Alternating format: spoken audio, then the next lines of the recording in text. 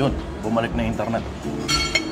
Okay. So, na-end yung live kanina kasi naputol yung internet ng bahagya. At ako unang-una ng tinapay. Kamusta po kayo mga kapatid, mga kabayan? Magandang gabi po sa inyo lahat. Kami po ay kakain lang muna sandali sa labas. Makapagsilbi ng kaperaso sa inyo habang kami ay kumakain. Ma'am, binigyan ka po ng chili flakes, ma'am. Ay, wala ba? Sige. Thank you. 17 na kagad yung viewers. 17 na kagad yung viewers. Kamusta po kayo, mga kapatid, mga kababayan? Wala naman akong agenda ngayon. Na isipan lang makapag-live ng kaperaso para makapagsilbi sa inyo. So yun, shoutout Ivy Malaran. Good evening, IA Nagaraya.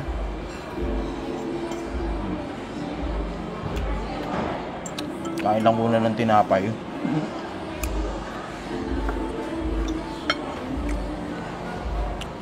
Jelski.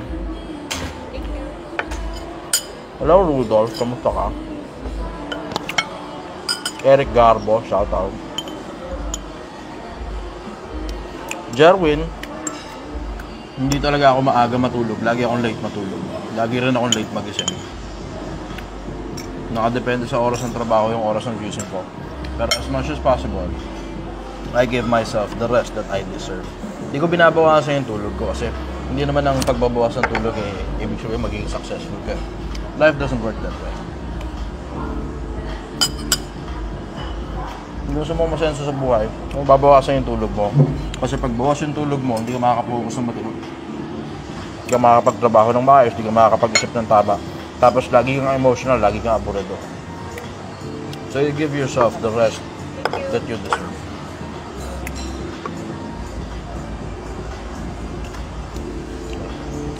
Swiss Hotel Clark. Kamusta kayo? Hello Eden. Good evening from Bulacan. Check ups.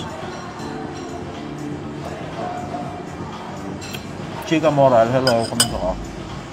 Gabriela Salarom. Delnar Lansangan. Vanji Sanita. Kamusta po kayo? Sarah, hello. Zindrex Hyde, hello. Ano na ba itong isa? Okay lang. Thank you. Sarap ng butter. Ang sarap nga yung butter nila. Truffle butter. Oh.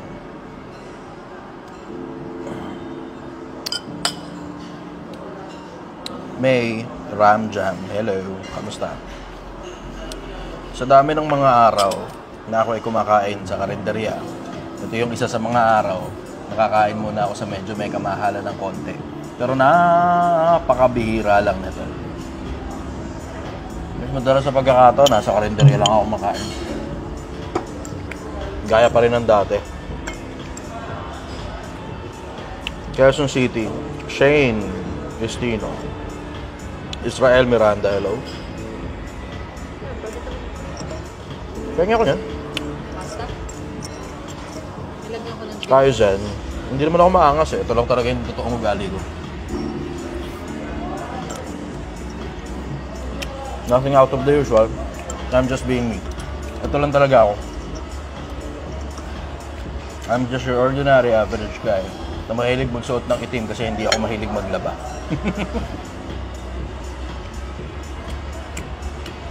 Bruli. Hindi ito Bruli.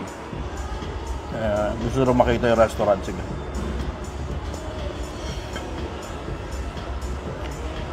Ito, itsura ng restaurant. Saan ito? Thank you. Alisin ko muna yung aking pinggan.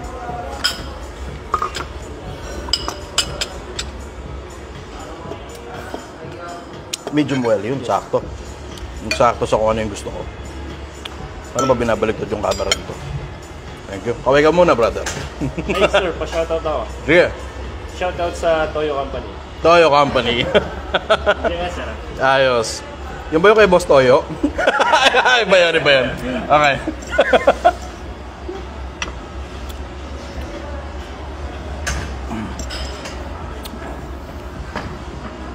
Paano magsimula? Nathaniel Sonio. Paano magsimula? Simple. Simulan mo lang. Ang hirap kasi sa mga tao, masyadong isip ng isip. When in fact, you could have already been starting in whatever endeavor that you want to do in life. Kaya sa pag-isipan mo pa ng hustong-husto, tapos sasabihin mo baka pumalpak ka na lang ng paulit-ulit. Nakukuha mo rin ng tama yan, basta sinisimulan mo. Lahat ng bagay, pag sinimulan mo, papalpak ka.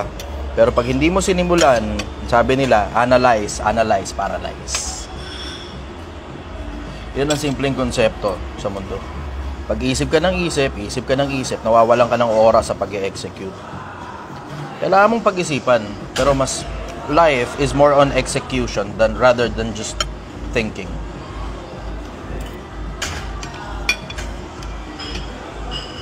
Kung meron ka makitang tanong na palagay mo worth noticing, Gallard, ha? Yes. Interest pang mic.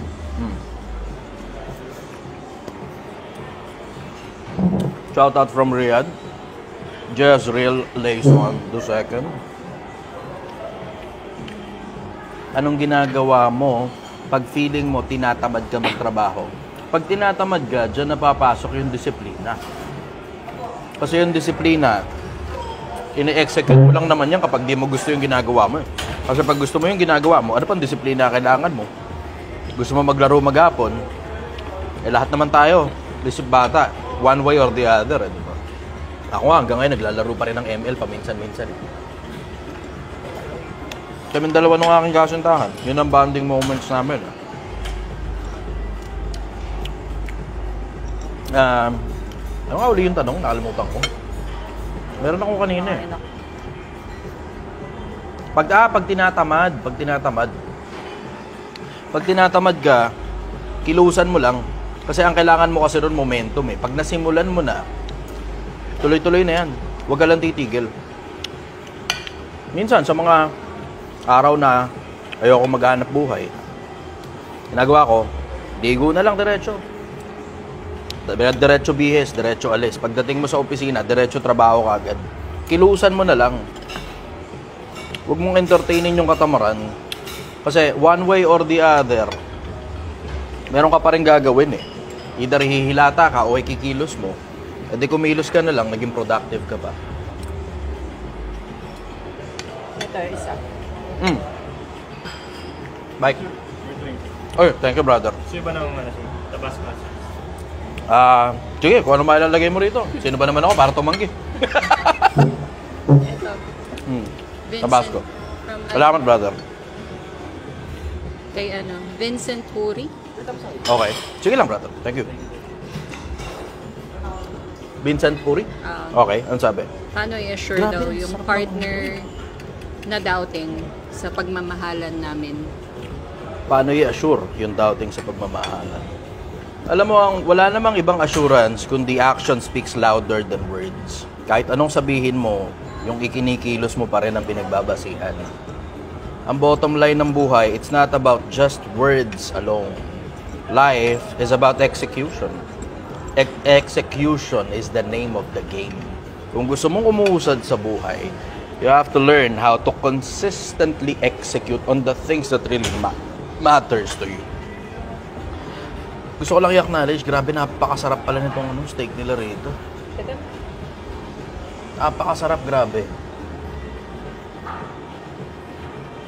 Yung taba, grabe. Every bite, one step closer to heaven. Grabe yung taba na to, napakasarap. Alam mo, bihira lang ako makakain ng ganito sa buhay ko. Napakabihira. And by choice.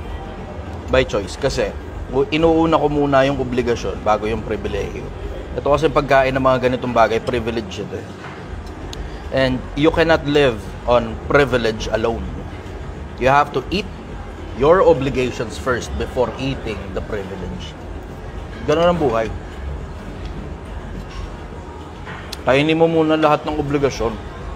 Pag nilamon mo na lahat ng obligasyon, malakas ang katawan mo, walang problema kung kumain ka ngayon ng privilege. Paminsan-minsan, kain kang taba.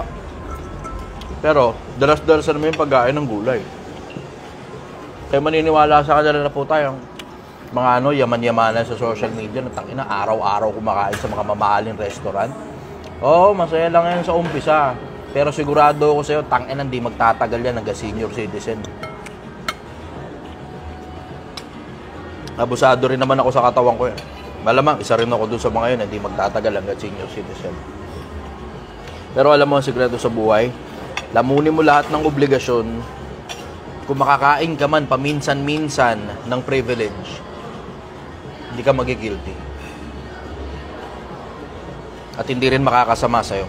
Kasi too much privilege can kill you. Just like too much love can kill you.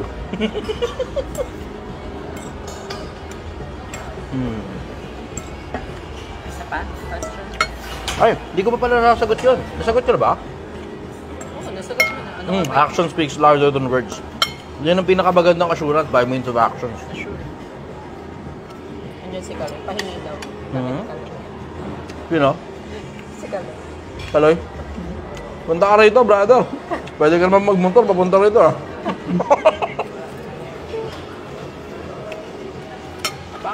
Meron kaming hotel stay dito. Isang gabi. Courtesy of the general manager. Plug ko lang ulit. Swiss Hotel Clark. Maraming salamat sa inyo. Okay, isa pa. Kay Vince Baitan? Vince Baitan. Paano makisama sa tao na ayaw ka pakisamahan? Alam mo, nakadepende kung importante ba yung tao na yan o hindi. Kung asawa mo yan, you don't have much of a choice. You just have to do what you have to do. You have to lead with gusto. You have to lead as a leader and not a dictator. Pag asawa mo yan at lalaki ka, and you have to lead by example. So wala ka ngayon choice, kahit hindi ka gustong pakisamahan, mapapakisamahan ka kasi kapakipakisama ka. You're leading by example, kapakipakisama ka. Hindi ka gusto ng tao, para magustuhan ko ng tao, isipin mo na ikaw yung nasa posisyon ng tao na yun. Ano ba dahilan kung bakit hindi ka gusto? Minsan, we just have to audit ourselves, eh. Diba? Bakit ba hindi tayo gusto ng kapwa-tao natin? Kasi minsan, baka kasi may ginagawa tayo na hindi ka gusto ng kapwa-tao natin. Pero kung hindi naman importante yung tao na yan, at hindi ka gusto ng tao na yun, at hindi naman siya mahalaga sa'yo, he's a fucking total stranger, why bother? Ako lang, sasabihin ko lang dyan, simple. Kumprontahin mo ako, sabihin mo sa akin, hindi mo ako gusto. At hindi ka naman importante sa akin, sabihin ko lang sa'yo, fuck you. Wala akong pakialam sa'yo.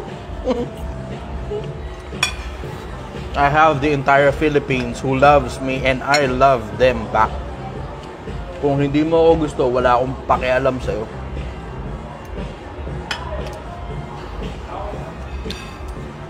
Yan ang sagot ko ron. Okay, next question.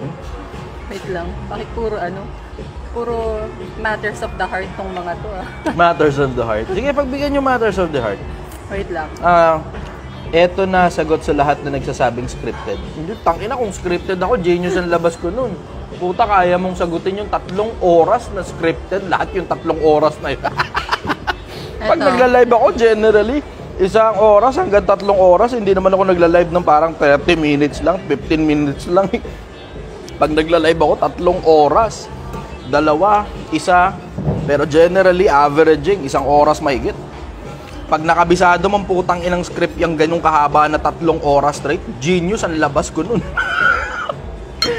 Tang-inang yan. Alam mo yung parang, yung feeling, yung pakiramdam, na hindi sinasadya, kino-compliment nila ako pag sinasabi nila scripted ako, pumapalakpak yung tenga ko ron eh. Kasi ang labas sa akin nun, sobrang talino ko para makabisado mo yung 1 buong oras na script. Yeah. Next question, go. Parang puro matters of the heart yung nakikita ko. Okay lang. Deserve ba niya yung 3rd chance kung nasayang na niya yung second chance. Tignan mo muna. Cyril Romano. Alam mo, sabi nga ni Kristo, hanggang kailan baga ako magpapatawad, Panginoon? Ang sagot ni Kristo, pinatawad ko na ng 7 beses, edi maka-77. 70 times 7 kung magpapatawad ka. Pero hindi naman ang ibig sabihin ng pagpapatawad, papayagan mo, gaguhin ka ng paulit-ulit. Hindi ganun. Ay, ibig sabihin ng pagpapatawad, pinapalaya mo siya dun sa pagkakamaling ginawa niya. Pero hindi ang ibig sabihin nun, ibibigyan mo uli siya ng pagkakataon para gumawa uli ng kagaguhan. Hindi ganun. Pag magpapatawad ka, ilatag mo yung kondisyones na kailangan i-meet yung kondisyones na yun para hindi na maulit yung parehas na pagkakamali. Kasi pagka nauulit, ng paulit-ulit at hindi na kayo matapos-tapos yung sa putang inang problema na yan, paulit-ulit mo lang binibigyan ng pagkakataon. Paulit-ulit din sinisira ang tiwala mo. Puta, it's time to cut the relationship na wala nang respeto sa iyo yung tao. Alam mo, lahat ng tao nagkakamali. Lahat ng tao nagkakasala. Sabi nga ni Job, walang matuwid sa lupa na hindi nagkakasala. Lahat ng tao nagkakasala. Pero magkaiba yung nagkakasala sa sinasadya yung pagkakasala. Kaiba yun. You have to know the difference. Pwede ba tayo makahingi ng tubig? Apay ngayon, tubig. Nakasandal yung baso ko sa tubig eh. Nakasandal yung baso ko. Ay, nakasandal yung baso sa tubig. Nakasandal yung cellphone ko sa baso. Yung ano, nagkabanggaan yung truck at saka yung tao. Ay, yung tao at saka yung bus. Ay, yung dalawang truck lang pala. Walang kasamang tao. Tawan-tawa ako rin unang beses ko napanood yun eh. Tawan-tawa ako rin unang beses ko napanood yun eh. Yan tungkol sa pagpapatawad. Yun ang sagot ko ron. Hello, Edna from Tarlac. Daming comment. Solid pa rin, boss, kahit kumakain. Eh kasi hindi nga kasi scripted ito. This is exactly who I am. I am not wearing a fake face, a facade of a character. Ito talaga ako. Ito yung siraulong Chester na minahal ng publiko. Nothing out of the usual. Ako yung ordinaryong taong bayang siraulo na may diferensya ang utak na hindi tumatanggap ng pera galing sa mga social media influencer para masabi ko lahat ng gusto kong sabihin na palagay ko makakatulong sa kapwa-tao ko. I don't fucking care about their money. Wala akong pakialam sa pera ng kahit na sino. Meron ako sarili kong hanap buhay.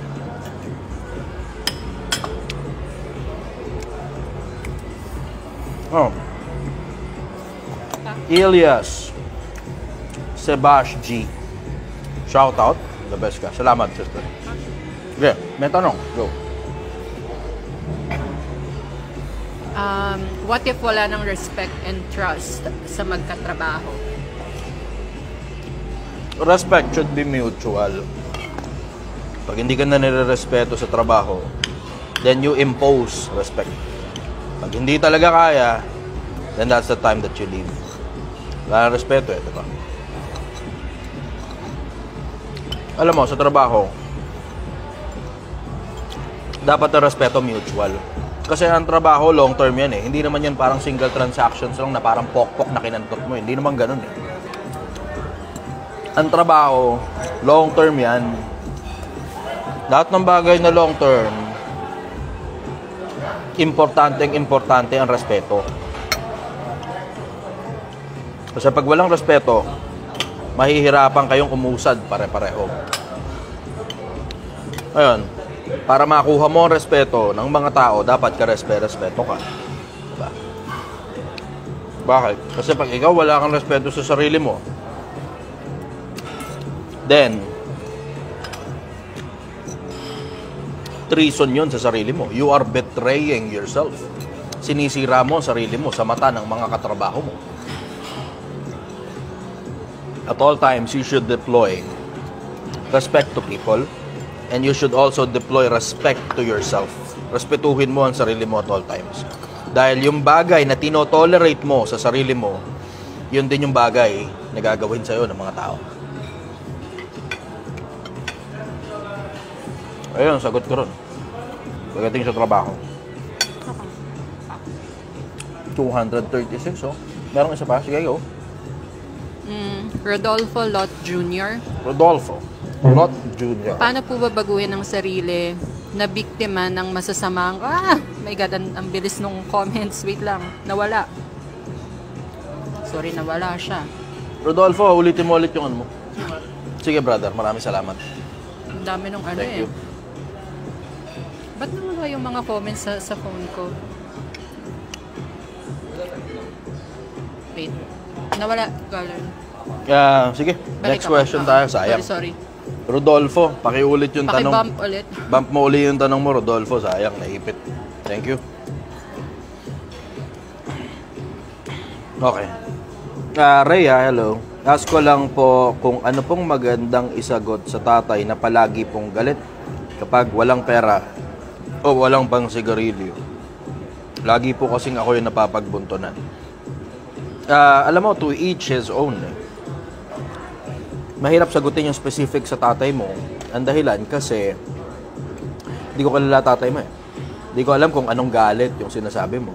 It may be right, it may be wrong. You're probably creating an illusion nung dahilan kung bakit siya galit. O maaari rin namang nagsasabi ka ng totoo. I wouldn't know. Hindi ko alam eh. Hindi ko kilala yung tatay mo. Pero hindi kasi normal yung taong nagagalit dahil lang walang pang-yosi. Napakahirap mo naman. Tangina, napakahirap mo naman. Pang-yosi lang. Hinihingi mo pa sa anak mo, tapos galit ka pag hindi ka binigyan. Tangina. Hindi normal yun, no? Ano palagay mo ron? Yung tatay na pag hindi daw nagbigay ng pang-yosi yung anak niya, galit yung tatay. Ganun kakahirap. Tangina yung... Dysfunctional. Ganun kakahirap yung bisyo mo, hiningi mo sa anak mo, tapos pag di ka binigyan, galit ka. Tangina. Naglolo ko yung comment section sa phone. Ba't naglolo ko yung comment section mo? Hindi ko alam eh. Nawawala yung ibang comments. Eh di, restart mo na lang yung mismong Facebook. Anyways, tungkol dun sa ganong klase ng tatay, ako at all times, recently natutunan ko, isa sa mga pinakamalalaking pakinabang ng pagsasalita is if you know diplomacy, you will also know how to handle people. Diplomasya. Sa mas madalas na pagkakataon, gumagana yan. Bihira yung pagkakataon, hindi gumagana ang diplomasya. Ito. Nakita ko na si Rodolfo. No, sige, Rodolfo, go. Paano baguhin ang sarili na biktima ng masamang bisyo? Gustong-gusto ko nang magbago. Di ko alam kung paano at saan ako magsisimula. Simulan mo muna sa tanggalin yung bisyo. Nasira nga dahil sa bisyo eh. Di putang ina mo tanggalin yung bisyo. Diba? Alam mo, nandito kasi ako sa isang lugar kung saan merong malaking hotel dito. At the same time, meron ding malaking casino. Dito ba sa likod yung casino na yun? Kabila. May konti, ilalakad ko kayo. Tignan natin kung pwedeng sipatin dito ng camera yung casino. Mas sa casino, napakaraming taong nasira sa casino. People come and go sa casino. Dito ko lang nakita yung putang inang multi-millionaire na mga tao na sobrang yaman, tapos lumalabas ng walang-wala na ipit. Tapos pati sasakyan nila nakasanla. Dito ko rin nakita yung mga taong may kotse, may bahay, tapos naipitan ng pera, tapos naubos ang nauwi sa wala. 10, 20, 20, 30 taon silang nag-iipon. Tapos after some time, naubos yung pera nila. Kakakasino. Dami kong nakitang ganyan dito. Meron pa nga yung isa yung may-ari ng daycare na nag-aarakiri dun sa Resorts World. Diba? Yung may-ari ng daycare yung pamilya nila, may pera yung pamilya nila, tapos nagdala siya ng uzi ron sa casino. Tapos, niratrat niya yung lamesa, tapos sinunog niya yung lamesa, tapos umakyat sa taas, nagsunog, tapos hindi ko na alam kung pinatay ba yun o namatay siya doon, pero pumasok siya ng casino na may dala-dala siyang baril. Tapos naghaharakiri ron. Doon na rin siya namatay. Naubos yung pinaghirapan nila eh. Pero, alam mo, sabi ni Solomon, sa lahat ng bagay na may buhay, may pag-asa. Habang may buhay ka, may pag-asa ka pa. Pero, you have to stop. Kailangan mong tigilan yung vision na yan. ang pinakamabilis na paraan para sa bisyo, para tumigil ka, cold turkey. Nga sabihin mo, ikaw nga, Chester, may bisyo ka rin eh. Nagtotobako ka eh. Totoo. Pero ang punto rin, may pampagamot naman ako pag nagkasakit ako eh. Isa pa, hindi yan araw-araw. Ang tobako ko, every time magsushoot, nagtutobako ako kasi kailangan ko ng kapiraso relaxation. Kasi stressful ang pag-shoot eh. Stressful din sa akin yung pagla-live, lalo na kapag ka nasa opisina eh. Diba? Yung dami ng mga comments ang siraan tok-tok. So, kailangan ko na kahit paano alleviation mula ron sa stress na yun. Yun yung dahilan kung bakit ako nagtutubako. Hindi yan dahil ginagaya si Andrew Tate. Tangina, hindi. Wala akong pakialam kay Andrew Tate. Tangina, napakalayo nga ng point of views namin. Kung nakikinig ka sa akin, nakikinig ka rin kay Andrew Tate. Ang layo ng point of view namin eh. Si Andrew Tate, misogynist eh. Oh. Misogynist eh. Minsan panahon, sabi niya na ang mga babae daw, pag-aari ng mga lalaki, pinipindot dun sa taas. Yan. Pag-aari daw ng mga lalaki ang mga babae. I don't believe so. Hindi ako naniniwalang pag-aari ng kahit na sino, kahit na sinong tao, bukod sa pag-aari ng Diyos sa lahat ng tao. Tapos sinasabi niya parang inferior species daw ang mga babae, ganun. Hindi ako naniniwala ron eh. Merong kanya-kanyang strengths, may kanya-kanyang weaknesses yan. Ang mga lalaki may mga weakness, na yun naman yung mga strengths ng mga babae. Yung mga babae naman, may mga weaknesses din, na yun naman yung strengths ng mga lalaki. Sarap na. Diba? Alam mo, we just complement each other. Sa akin, ganun ko nakikita ang mundo. Nakikita ko ang mundo na merong babae, merong lalaki, yung pagkukulang ng lalaki o yung kahinaan ng lalaki, pinupunuan ng babae, at yung kahinaan naman ng babae, pinupunuan ng lalaki. That's how I see the world. Harmonious. Hindi pag-aari ng isang gender, yung kabilang gender. Di ganun. Hindi ako naniniwala ron. Kaya siyang malaking kalokohan yun. Tingnan mo, paglipas ng ilang panahon, nagbago tono ni Andrew Tate eh. Pagkatapos niya makulong, ngayon, ina-acknowledge niya na mayroong strengths and weaknesses yung magkabilang panig. Nagbago ng statement. Tapos ang sabi niya nung una, parang slavery lang daw yung eskwelahan. Sabi niya nung una, huwag na kayo mag-aral, mag-enroll na lang kayo rito sa New World, parang gano'n dating. Tapos, after some time, meron siyang isang inilabas na video na merong, alam mo ba yun, na merong bata na tinatanong niya, why are you out of school? Tapos, bla bla bla, dapat nasa eskwelahan ka para matuto ka ng disiplina. Biglang kabig siya ron. Bakit? Nakulong. Di ba? Alam mo, you cannot go against the tried and true things. Tried and true things. Ng mga babae, at mga lalaki, at mga bakla, at mga tomboy, we are all human beings. No species or no gender owns another gender. Hindi ako naniniwala ron sa pag-aari ng kahit na sino ang kahit na sino. Tangina, yan na nga yung pinag-awayan dun sa Amerika eh, yung North at saka yung South na parte ng Amerika. Tawag nila Civil War, ang daming namatay dun eh, panahon ni Abraham Lincoln. Na yung lahat ng mga itim dun sa Amerika, kaya ginagawa nilang slave, kinukuha nila galing sa Africa, binibili nila yung mga tao, tapos pag-aari ngayon ng mga puti, yung mga itim. Hindi ako naniniwala sa ganun. Pasensya na, pare-parehas tayong tao. Kaya kung makikita mo yung pinag-aiba ko, malayo yung pinag-aiba ko doon sa Andrew Tate. Kaya lang naman nakakita ng resemblance kasi yung dating media team ko, sila Johan, kinopia nila yung edit nung kay, hindi nga kay Andrew Tate kinopia yun eh. Kay Iman Gachi kinopia. It turns out, yung pagkaka-edit ni Iman Gachi, halos kaparehas nung kay Andrew Tate. Ngayon, nakita ng tao yung resemblance, tapos maangas din daw magsalita. Puta, totoong tao lang naman ako eh, diba? Galing ako ng squatters area, galing ako ng kalsada eh. Normal, ganito talaga yung bunganga ko. Ngayon, nakausad-usad ng kapirahan sa buhay, kung makita na ako na medyo maayos-ayos, ganito pa rin bunganga ko. And I've always been the same. Matagal lang ganito bunganga ko, kaya nga nilalayasan ako ng ibang mga tao eh. Ayaw nila sa akin eh. Pero, hindi yan dahil ginagaya ko kahit na sino. Wala akong pakialam sa Wala akong pakialam sa kahit na sino para gayahin ko. I would say, pag-aaralan ko. Tapos baka yung mga ginagawa nila, pwede kong i-execute. Pero yung ugali ko, ako talaga mismo ito. Baka meron kang, baka meron diyang mga tanong. Mukhang kailangan niya ng advice. Okay. Grabe itong steak na to. Alam mo, masarap Veggie talaga itong lay? steak na to. Amazing. Mapakita ko lang kung Ito dali may sa inyo. sauce pa yun. Dejilay, alar bayot. Ano? Yung name niya, Dejilay. Basta yun na yun. Deshilay. Dejilay. Alarbayot? Ah. Okay. Pa-advise naman, bakit may mga parents na laging against sa isang relasyon? Need daw niya ng advice ngayon. Parents na against sa relationship, siguro. Hindi ko alam kung ilang taong ka na. Pero alam mo, you have to consider na baka ang dahilan kung bakit sila against, kasi baka meron silang nakikitang mas better kaysa doon sa nakikita nila ngayon.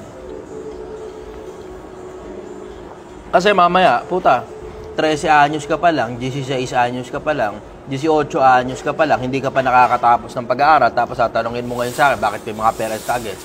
Malamang, kaya against sa'yo, kasi hindi ka pa nakakatapos, gusto nilang ang kinabukasan para sa'yo. Diba? You have to consider as well na they're coming from a place of love. Mahal ka kasi nila, tapos baka kasi nakikita nila na mapapasama ka in the future dun sa kung sino mang lalaki o babae na pinili mo. You have to consider their point of view as well. Kasi sa pag-alam ng mga bagay na palagay mo magiging tama para sa'yo, you have to consider other people's point of view. Lalo na magulang mo, kailangan mo rin i-consider yun. And when considering, hindi naman na ibig sabihin no, mapapamando ka kapag kalampas 18 ka na. Hindi ganun. Pero the fact lang na tinatanong mo sa akin yan, ang ibig sabihin, hindi mo nakikita yung nakikita ng magulang mo. Ngayon, kung nakikita mo yung nakikita ng magulang mo, hindi mo na itatanong sa akin yan. Ikaw na mismo sa sarili mo, yung magtatansya kung ano ba yung mga valid points nila at saka yung mga invalid points nila. Tapos you can decide on that. Na baka kasi walang trabaho yan lalaki. Ano ba yung babae ba yan? Dejilay, so... Babae. baka I'm siya. under the impression, Deshilay. Mahirap naman na Wachilay yan kung lalaki yan, di ba?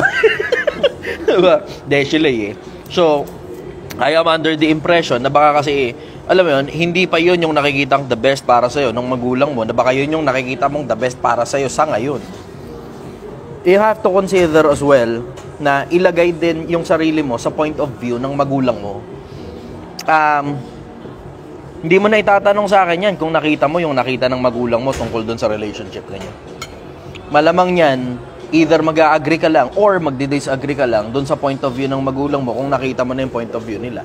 Yun ang sagot ko ron.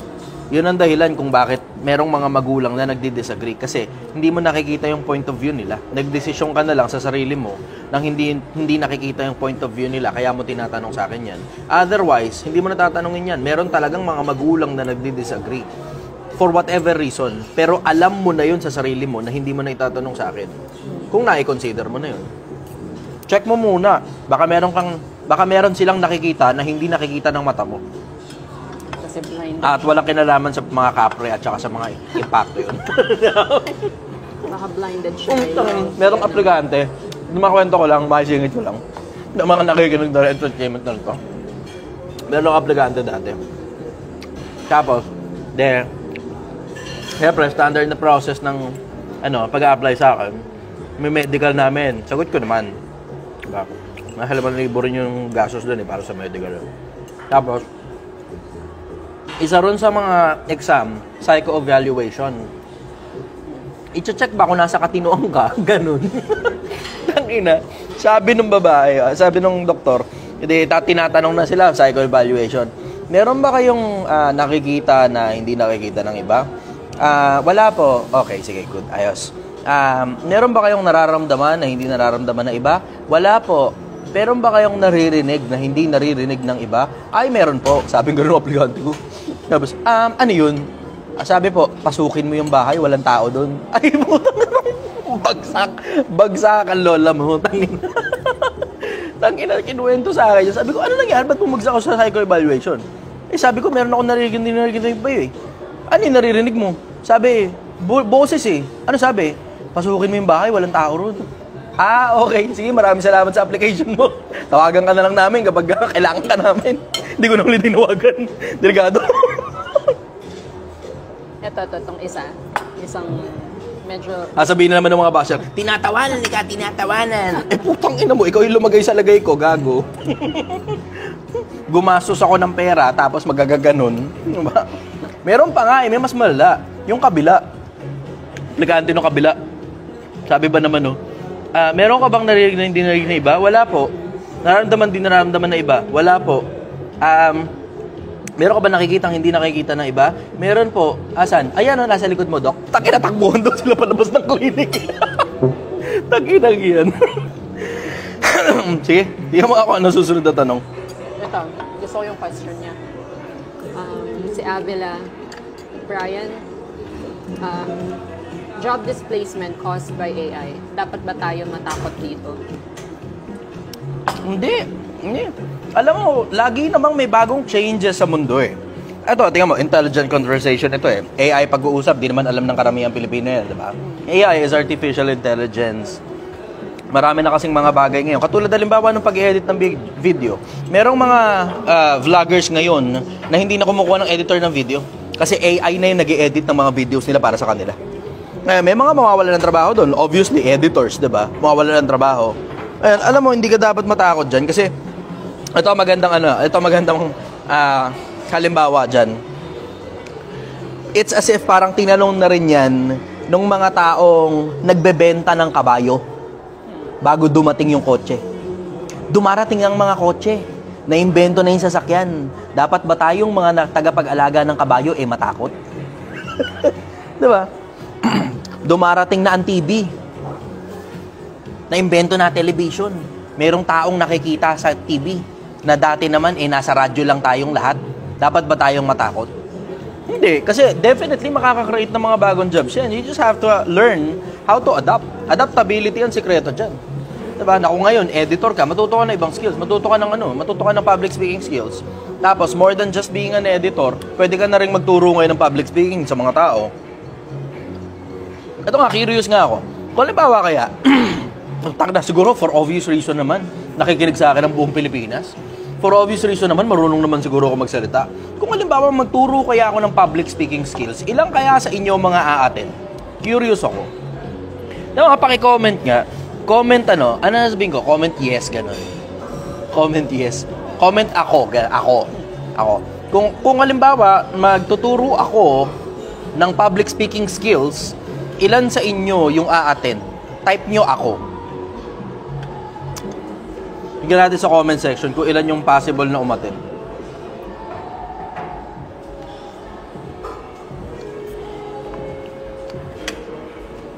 Ay, ilaw pa. Wala. Ayun, may isa. Z. Ayun, Charlie Joshua. Boy, Ebrio, mukhang marami-rami, no? Neil. Ito si Kev Halmonia. Napapanahon to kasi may casino sa likod mo. May casino sa likod ko. How to stop gambling addiction. Ayan, no, tiyan mo. Mukhang marami-rami. Fairness, ha?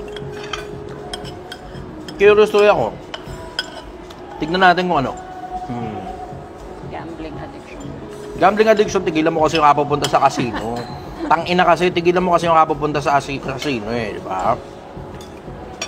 Wala namang ibang paraan dyan para matigilan mo yung pagpunta sa casino, kundi tigilan mo kasi yung pagpunta sa casino. Kasi alam mo, one way or the other, titigil ka rin naman eh. Ito magandang point of view. One way or the other, titigil ka rin naman eh. Pero, kailan ka titigil? Pag choice mong tumigil, o pag wala ka ng choice kundi tumigil dahil naubos na lahat ng pinaghirapan mo mula pagkabata mo. Even worse, nawala na lahat ng tao sa paligid mo. Kasi may mga tao ako nakilala nang gagancho na para lang makapag-casino. May mga tao akong kilala nang gagancho na, nanloloko na ng kapwa-tao. Nagkukunyaring mangungutang, ikakasino lang yung pera. Kunyari, mag-a-apply ng trabaho, ikakasino lang yung pera. Alam mo, walang ibang paraan para tigilan mo yung pagpunta sa casino, kundi tigilan mo yung pagpunta sa casino. Parang tukso. Hindi siya nilalaban. Alam ko yung pakiramdam na ganun eh. Kasi, minsan panahon, nasa casino rin ako. Minsan panahon, nag-stocks din ako. Minsan panahon, nag-forex din ako. Yung pakiramdam na every time gigising ka, pakiramdam mo gusto mong pumunta ng casino. Every time maliligo ka, gusto mong pumunta ng casino. Every time kakain ka, di ka makakain ng maayos kasi gusto mong pumunta ng casino. Tapos nangangati yung kamay mo. Tapos yung pakiramdam mo na tangina yung 5 piso napakaliit para sa'yo. Yung 5 piso kasi malaki yun eh. Ba? Lalo yung 10, mas malaki-laki ng konti sa 5. Pero pakiramdam mo, ang liit-liit nun pag chips yung hawak mo kasi mas malaki yung chips ng casino kaysa sa barya. Alam ko yung pakiramdam na ganun. Wala namang ibang paraan kundi tigilan mo yung pagpunta kasi sa casino. Mag-abstain ka. Hindi porket nakahawa ka ng konting pera, dadali mo sa casino. Kasi mauubos ang pera mo dyan. May dahilan kung bakit ang mga casino, pinapasasa nila sa mga magagandang interiors yung loob ng casino. Walang relos sa loob ng casino. Walang orasan sa loob ng casino. There's no way of telling time unless you pull your cell phone up or you have your own watch. Walang paraan para malaman mo ang oras sa loob ng casino. Maliban na may dala kang sarili mong orasan. Kasi built ang casino para manatili ka na ron 24/7 hanggang hindi nauubos ang pera mo. Mag-iingat kayo sa mga sugalan. Mag-iingat kayo dyan. Walang ibang paraan para tumigil ka dyan kundi mamimili ka lang sa dalawa. Either ikaw, by choice, titigil ka, may matitira pa sa'yo, or worse, wala kang choice kundi tumigil kasi lahat ng meron ka, kasama na pati mga mahal mo sa buhay na ubus na rin dahil sa casino. Ayun ang sagot ko ron. Tignan mo nga kung meron pang ibang worth reading. In fairness, marami may audience natin ngayon, no? 200 mahigit yung remaining audience. Oh. Wait lang, hanap pa ako. Ay, sarap. Puta, ang ganda pati baso nila rito. Oh. Hindi ko alam. Ano ba to? Alam ba nila na dito ako ngayon? Pati baso nila, itim, oh. Pati yung itim. Alam nila favorite color ko, ha? Medyo controversial to eh. Ano? Related sa religion. Sige, okay lang. Naniniwala ka po na may nag-iisang relihiyong totoo na nag-e-exist sa panahon natin ngayon? Kung may mga relihiyon na sa demonyo, pera-pera lang, meron relihiyon na sa Diyos. Ikaw ang Diyos, hindi mo ba pagsasama-samahin yung mga anak mo, mga tropa mo, mga paborito mong tao? Kung ikaw nga na ordinaryong tao bayan, gusto mo pag birthday mo, sama-sama mga kaibigan mo diba? Pagka may okasyon, Christmas party, o may kung alam mo yun, yung parang yung anak mo bininyagan, o birthday nung anak mo, special na occasion sa'yo, gusto mo sama-sama mga tropa mo diba? Ang Diyos pa kaya hindi gustong pagsama-samahin yung mga yung mga taong tagasunod niya, diba? Meron yan, nahanap ka lang, pero hindi para ako mag-endorso kasi mamaya in-endorso ko mali pala, di ba? Paano na? Hindi naman na siguro bago yung merong di ba?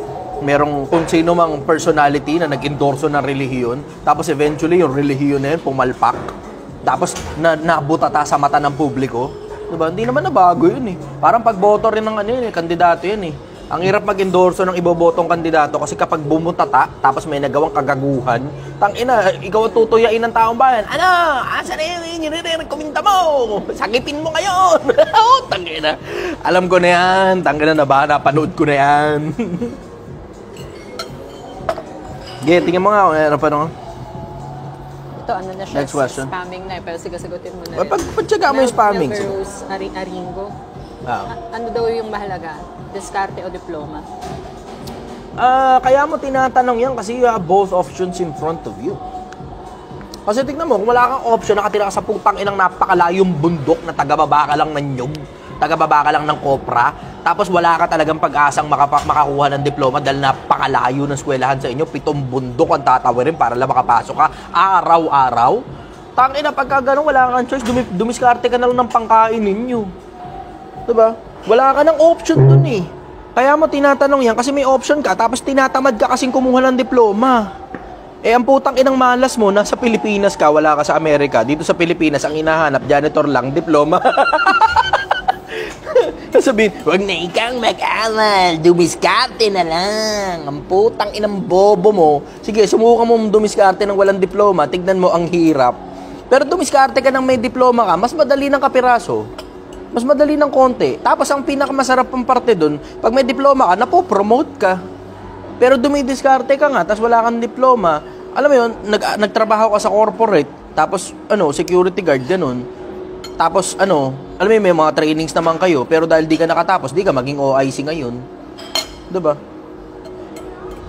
Alam mo, mas malaki ang chance mo. Sabihin mo sige, mahirap alam mo, ito pala maganda logic. Ito maganda logic yan Huwag mong tapusin. Dumiskarte ka na lang. Diba? Yan ang magandang logic. Wala na tapusin, dumiskarte ka na lang. Tapos pag nagkaanak ka, wag mo na rin pag-aralin yung anak mo. Tangina, dapat wala kahit isa sa mga anak mo makatungtong sa eskwelahan. Mula pagkapanganak nila, padiskartehin mo na lang lahat. Tangina, diba? Wag mo na pag-aralin, padiskartehin mo na lang. Lahat ng anak mo, padiskartehin mo. Ni isa rin sa mga anak mo, hindi dapat nakakatungtong sa eskwelahan. Dapat lahat yan dumidiskarte lang. Mula pinanganak sila, gamamatay sila, padiskartehin mo. Tignan natin kung ano mangyari sa inyo. Ay, nako. Tangina talaga. Alam mo, hindi ko maintindihan yung mga ganyang ruling eh. Bakit kailangan natin gamitin yung salitang or instead of using the word and, A and D? Diba? Ba't hindi natin pagsabayin? Ba't kailangan pinaghihiwalay pa? Eh, parehas na mabuting bagay yan eh. Pag mabubuting bagay, pagsama-samahin mo na. Diba? Yung pag-aaral at diskarte, pagsamahin mo, tignan mo, layo na mararating mo. Pero tignan mo, pili ka lang ng isa doon sa dalawa, parehas hirap. Parehas mahirap. Mahirap diploma lang, tapos wala kang diskarte, ang hirap. Diskarte lang, wala kang diploma, tignan mo, ang hirap din. Ba't hindi pagsabayin mo na lang?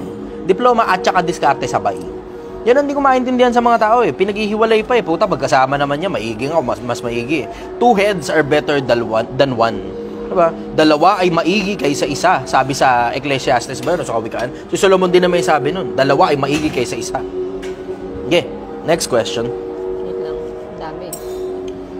Napa-flood lang aking screen. Hold on. Magulang na dinadaw ng anak. Yan. Magulang na dinadaw ng anak, sa akin naman, kung palagay mo toxic ang magulang mo at dinadown ka ng magulang mo, then you move out. Move out. Bumukod ka. Hanap ka ng mga taong susuporta sa pangarap mo. Hanap ka ng mga taong naniniwala sa'yo na pangapalagay mo gusto mong maging. Yan lang kunin yung mga tao, yung mga taong gusto nyo maging. Long term, hindi yung short term. Iba kasi sumasama sa mga butata kasi masarap kasamang kainuman eh. Pero pag tinanong ka, gusto mo ba maging lasinggero? Sagot mo, hindi rin naman. Associate yourself. Loss of association. You associate yourself with people that you want to be. Didikit ka doon sa mga tao na gusto mong maging. Yun ang sikreto ng mundo. Kung yung magulang mo, mga taong hindi mo gustong maging, di lagi kang lilingon sa pinanggalingan, babalik-balikan mo pa rin sila every now and then. Pero, hindi na sila yung regular na nakakasama mo dapat. Dapat ang regular mong nakakasama yung mga taong gusto mong maging. Loss of association.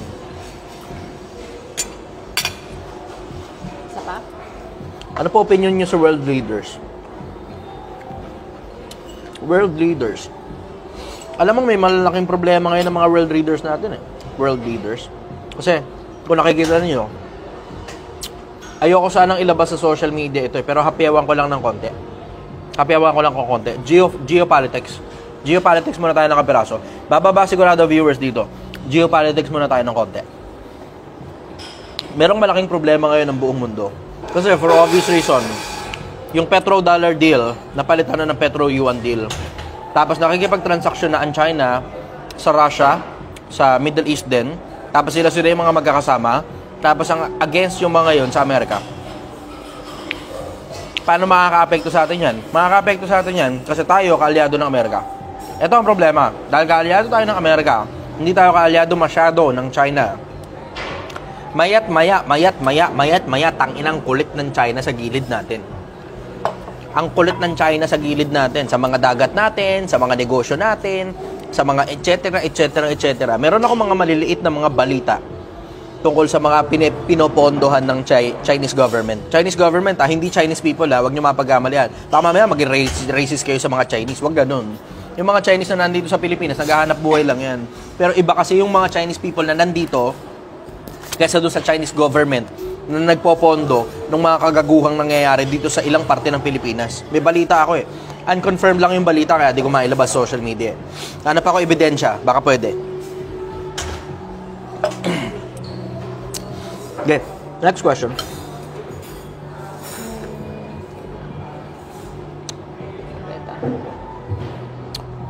Ano pong mapapagbago ng ugali ng isang tao? Hindi pong sarili lang po iniisip. Hindi niya po iniisip yung nararamdaman ng iba. Alam mo, eventually, life will humble them. Yung mga makasariling mga tao, life will humble them. Imposibleng hindi. Kasi alin lang naman sa dalawa eh. Either matututunan nila sa buhay nila yun o maunahan sila ng kamatayan. Kasi mga taong makasarili, Kadalasan nilalayuan ng mga tao yan. Marami yan sa mga kadugo. Sa mga kadugo, tangina, maraming mga kadugo, linta. Sarili lang nila importante, hindi importante yung taong nililinta nila. Hindi na importante yung nararamdaman ng taong hinihingan nila ng pera, inuutangan nila, tapos di binabayaran. Hindi na importante yun. Madalas yan sa mga kadugo. Ingatan ninyo ang sarili ninyo sa mga kadugo. Tangina, majority ng mga kadugo, impacto at impacta. Pagka, alam mo, pag ang buhay hindi mutual, wag na lang. Pag ang buhay hindi mutual, wag na lang. And when I say hindi mutual, sila lang yung nakikinabang. Tapos pag ikaw yung may kailangan sa kanila, wala sila sa paligid, hindi mo makagilap. Hindi naman ibig sabihin ng pera eh. Kahit moral support, enough na eh. Diba? Kahit moral support, enough na. Na panahong may problema ka, walang maitulong na pera, yung moral support lang, minsan malaki na tulong nun eh. Sapat na yun minsan para makausad ka kahit paano eh. Moral support. Kasi alam mo naman minsan ang gagawin mo eh, diba? Tatrabaho ka, kikita ka ng pera, babayaran mo ngayon yung utang mo. Ganun ka simple. Nalubog ka ng kapiraso, o nadapa ka, o kung ano man ang nangyari sa'yo. Minsan moral support nakakausad na eh. Hindi naman sa lahat ng pagkakataon kailangan ng pera eh. Pero may mga tao, tangina, kahit moral support lang, pinagdadamot nila dun sa taong pinakikinabangan nila pag sila naman yung may kailangan. Yan ang hirap sa mundo eh. Minsan hindi kasi mutual. Pag hindi mutual sa akin kapag kapamilya, kadugo, pag hindi rin lang naman mutual, tangina mo, hindi kita kapamilya. Kadugo lang kita. At wala akong pakialam sa'yo. Mas malamang pa na tumulong ako sa pulubi sa kalsada kaysa tumulong ako sa kadugo na linta sa akin. Yan ang sagot ko ron. Yeah. Ano nangyari sa'yo? Tumalsik. Tumalsik. Mic mo. Sorry. Nagulat ako sa pagkakaaray mo. Kala ko nasaktan ka. Hindi naman. Game, next. Yeah, next question. From Abel. Adele? Abel. Ano daw mainam na gagawin niya sa ngayon na nalaman nila na atheist ako? Nasira kasi tiwala ako sa simbahan. Hindi ko alam kung ano tinatanong mo sa akin specific eh. Ano gagawin mo? Ano ba? Gusto mo bang maniwala ulit na may Diyos?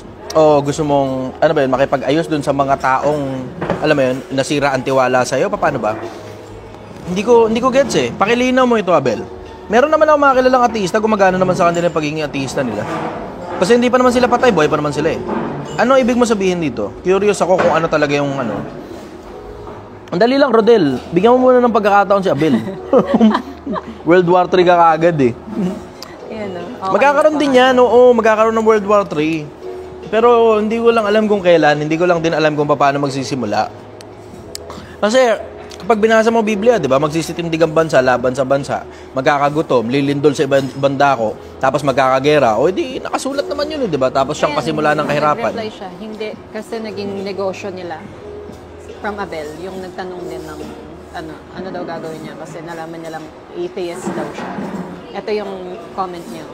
Hindi kasi naging negosyo. Hindi, ibig ko sabihin, Abel, ang ibig ko sabihin ka ako, anong gusto mong mangyari dun sa mga taong tinutukoy mo? Ano yung problema mo sa kanila? Kasi kung nalaman nila na atheist ka, ano naman? Hindi ko alam kung ano issue ron. Kung malaman nilang born again ka, o malaman nilang baptist ka, o katoliko ka, o datindahan ka, o iglesia ni Cristo ka, o ateista ka, o agnostic ka, ano naman? Hindi ko alam kung anong problema doon. Ano yan eh? Kumbaga, di ba, sarili mong paniniwala yun eh. Wala naman ako nakikitang issue ron, maliban na lang siguro kung pinakikialaman kanila dun sa pagiging ateista mo, di ba? To each his own. Yun, ang sagot ko ron. Wala naman akong nakikitang problema ron sa wala akong nakikitang problema ron sa'yo na magkaroon ka pa ng pakialam sa opinion ng kahit na sino. Di ba? Sarili mong paniwala yan eh. isolate daw siya. Huwag ka magpapa-isolate. Kung ina-isolate ka, huwag ka magpa-isolate. Humanap ka ng mga tao ngayon na gusto mong makasama. Di ba? Ganun lang yun eh. Hanap ka ng mga tao na gusto mong makasama. Kasi tignan mo, katulad sa akin, ako personal, wala naman akong kadugo na tinuturing ko kapamilya. So technically, isolated ako sa buong pamilya.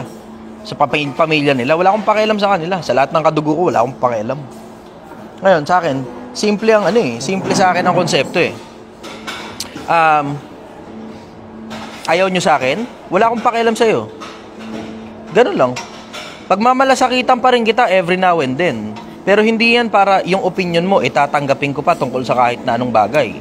Tapos kung hindi mo ako papansinin, edi makikipag-usap ako sa mga taong pinapansin ako at gusto nila akong kasama. 'Di ba? Ikaw mismo ang pipili ng mga taong gugustuhin mong kasamahin. Tapos yung mga taong gusto mong kasama, dapat at all times nakakabuti para sa'yo, hindi nakakasama para sa'yo. Kasi yung mga taong makakasama para sa'yo, pag sumama ka dun, ang masasamang kasama, sumisira ng magagandang ugali. Diba? Oo, ngayon, so ibig sabihin, pipili ka ngayon ng mga kasama na gusto mo talaga silang kasama. Yun ang sagot ko ron. Black sheep daw ako ng pamilya. Ano naman? Edi live on your own. Diba? Ina-isolate ka nila, i-isolate mo na rin yung sarili mo. Bumukod ka na. Tangin na, di ba? Pag may trabaho ka, you can go anywhere and everywhere you want. Di ba? Kahit saan pwede kang pumunta. Kahit saan pwede kang pumunta, kahit sino pwede mong kausapin. Alam mo, mas malaya pa nga yung buhay na ginawa nila para sa'yo, Bill. Malaya yung buhay na ginawa nila para sa'yo. Huwag mo nang problemahin yung mga taong ayaw sa'yo. Dumikit ka sa mga taong gusto sa'yo. Yun ang sagot ko ron, brother. Ayun, nakabukod ka na pala eh. O di wala ka ng problema. Huwag mo nang problemahin yan, brother. I-stressin mo lang sarili mo sa mga bagay na hindi naman na importante. Sa mga taong hindi na rin naman importante. Alam mo, learn to demote people from your life. And this goes for everyone. Sa lahat ng mga nakikinig sa akin, learn to promote people in your lives. And learn to demote people from your lives. And learn to excommunicate people from your lives. Matuto kayong magtanggal ng mga tao at mag-demote ng mga tao. May mga taong pinopromote ko from being a nobody to being my family. May mga tao naman from being my family to not stranger, to an acquaintance. Yung mga minsang panahon na mga taong willing ako na mamatay para sa kanila, na ngayon hindi naman na ganun, mga kakilala ko na lang sila. Dinedemote ko yung mga tao na ganun. Yung mga taong hindi rin lang naman mutual sa akin. Kasi pagka kailangan mo ako, sure ball, nandyan ako eh. Mapapakinabangan mo ako sa maraming bagay ng buhay. Malaki pakinabang ko. Kung ako tao, malaki pakinabang ko sa kapwa-tao ko. May tanong? Yeah, sagot ko rin. Go. Kay Ebrio Claire, may sakit po kasi ako sa balat. Meron po akong neurofibromatosis. Rare condition po. Tapos may friend po ako na nasa same condition. Tapos nasa jeep po, sinasabihan siya ng tao sa jeep na magsisika na kasi sa kasalanan mo. Mga magulang po siguro makasalanan kaya ka pinaparusahan ng Diyos. Ano po advice mo sa mga taong ganyan, pati si Lord pinadamay? Hindi, sa akin, huwag ka nalang sumagot sa ganun. Kasi away lang yan eh. You don't want unnecessary friction in your life. Diba? Away. Tapos pagkatapos mo, magsusuntukan kayo. Tapos ang worst case scenario niya na hindi mo gusto mangyari, mabidyoan ka pa. Tangina, diba? Napakaalat mo. Amin na lisensya mo! Akin na lisensya mo! Tangina mo! Kasama ka na sa mga. Akin na lisensya mo kayo ngayon. Tangina. Alam mo, yung mga ganong klase ng tao, pabayaan nyo na lang sila. Alam mo, the worst that you can do to those types of individual who are outstandingly judgmental, mind your own business. Pag hindi mo sila pinansin, yun yung pinaka-worst na pwede mong gawin sa kanila. Bakit? Kasi hindi mo sila naturuan kung paano maging tao. Ang ibig sabihin nun, they just have to live their lives. They just have to live their miserable lives being animals. May mga tao kasi, alam mo, hindi ako naniniwalang lahat ng tao. May mga tao hayop eh. Mukha lang tao, pero may mga tao hayop. Walang pakinabang sa mundo. As in, nandito lang sila sa mundo para mamirwisyo ng kapwa-tao. Merong mga ganyang klase ng tao. Mga tao na nandito sa mundo para mamirwisyo lang ng kapwa-tao. Wala silang tulong, wala silang buting na idudulot. Ang worst niyan, nag-aanak pa yung mga lintik na yun. Mga taong hindi rin naman kailangan dito sa mundo. Mga susunod na siraulo ng mundo. May mga tao, hindi nga marunong maging tao eh. Tangina, nangungutang ka, hindi ka nagbabayad eh. Diba? May mga ganyang klase ng tao, hindi marunong maging tao. May mga tao, perwisyo pa ibibigay sa'yo pagkatapos mong tulungan. Ingat kayo sa mga ganong klase ng tao. Ingat kayo sa mga ganong klase ng tao. Yung mga taong linta. Mukha lang silang tao, pero linta talaga sila. Nakikinabang lang sila ng gusto. Pero ikaw, pag ikaw na may kailangan sa kanila, wala ka mapapakinabang sa kanila. Basura sila ng lipunan. Basura.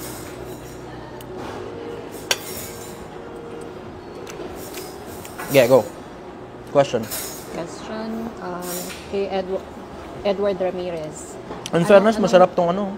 Hindi ilang minuto na akong sarap na sarap dito sa steak na to. Yung steak. Sarap. May sauce. Ayan. Anong masasabi mo? Medium well. O gagawin mo? Ay, ano po masasabi mo o gagawin sa mga kaibigan na inaabuso yung sekreto mo kahit di naman big deal pero pwedeng makasira ng kaunti sa pagkatao mo? Bakit? Kasi nalalabas ng sekreto mo. You're betraying yourself. Diba? Huwag ka maglalabas ng sekreto mo. Huwag mo i-betray sarili mo. Kasi, tignan mo ito ang problema mo eh. When you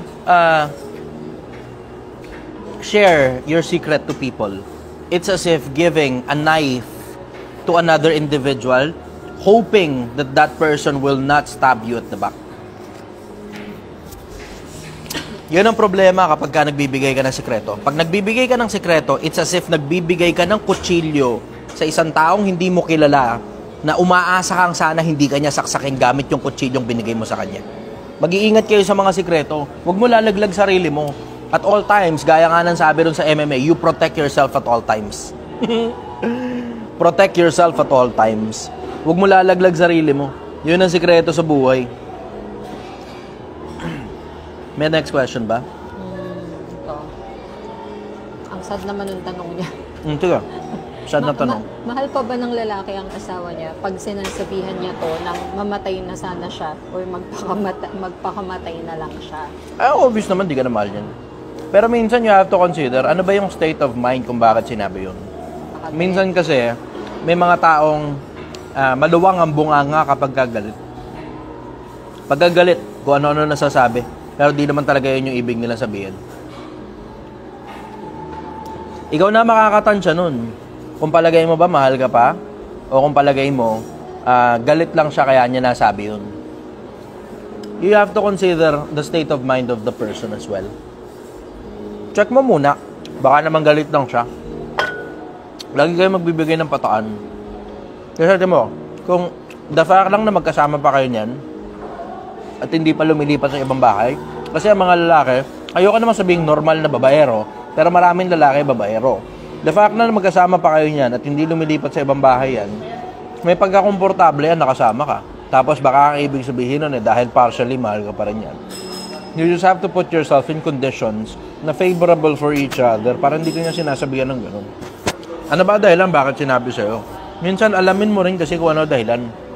Kasi minsan ang hirap sa atin, importante lang sa atin yung sinabi. Pero hindi na natin tinitignan yung surrounding circumstance na baka naman puta, pinikon mo naman kasi yung tao. Di ba?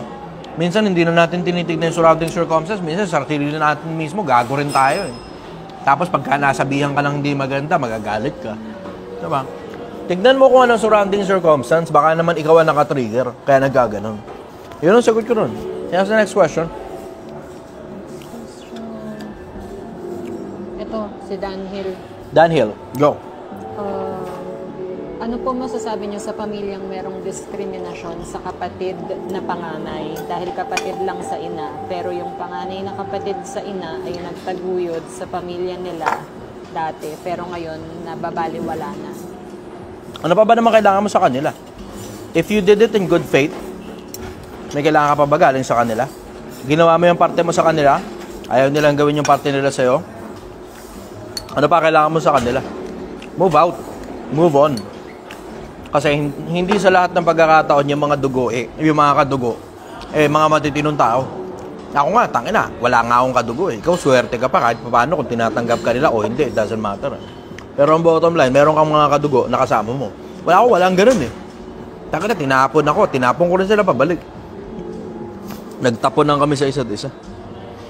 Pero sa akin ang bottom line, simple. Pag ayaw sa akin ng tao, pagmamalasakitan na lang kita out of goodwill. Pero wala na akong pakialam sa kung anong trip mo.